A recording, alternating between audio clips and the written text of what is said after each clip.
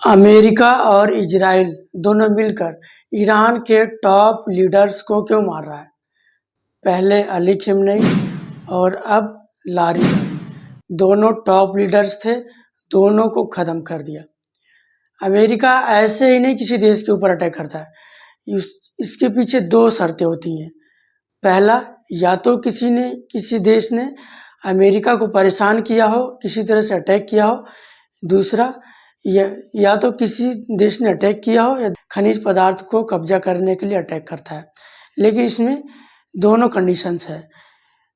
और सबसे बड़ी बात यह है कि ईरान का टॉप कमांडर या सुप्रीम लीडर अली खamenei इतना पावरफुल था, इतना शक्तिशाली था कि आप सोच भी नहीं सकते। चलिए मैं बताता हूँ अली खamenei के बारे में। अली खamenei 1889 में सुप्रीम लीडर बना और इसने इस IRGC ईरान की ताकतवर सेना, कुछ फोर्स, विदेशों में ऑपरेशन, बसीज जो आंतरिक कंट्रोल करते हैं, ये इसके जो गवर्नमेंट रजिस्टर्ड सैनिक थे और जो आतंकवादी संगठन थे, खूंखार आतंकवादी संगठन थे, जैसे हिजबुल्लाह, हमास, हुतीस। इन सबको फंडिंग कौन करता था? अली खamenei फंडिंग करता था।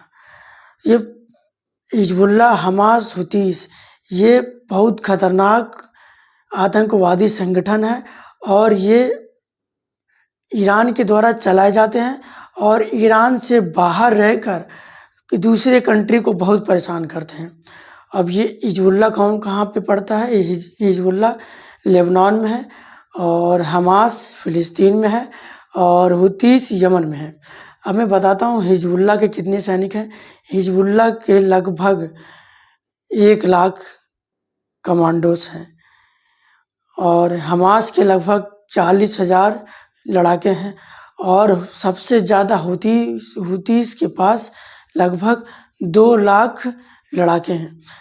तो जो खूंखार आतंकवादी संगठन है, इनके पास लगभग 3.5 लाख के आसपास लड़ाके हैं जो बहुत ही पावरफुल है। और इसको फंडिंग कौन कर रहा है? फंडिंग कौन करता था? अली खamenei फंडिंग करता था। और ये जो आतंकवादी संगठन है, यही इजराइल पे बार बार अटैक करता था।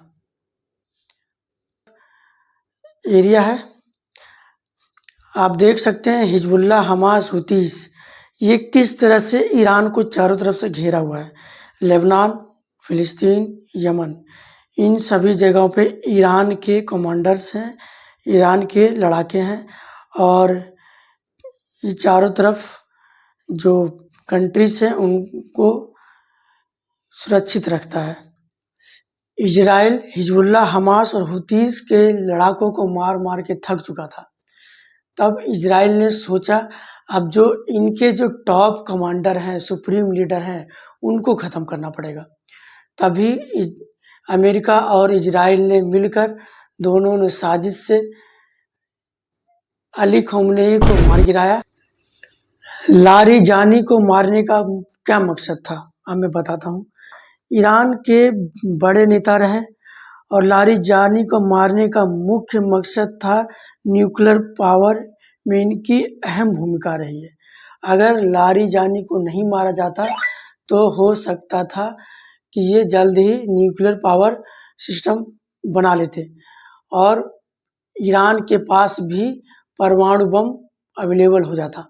इसीलिए सबसे ज़्यादा ज़रूरी था लारी जानी को मारना।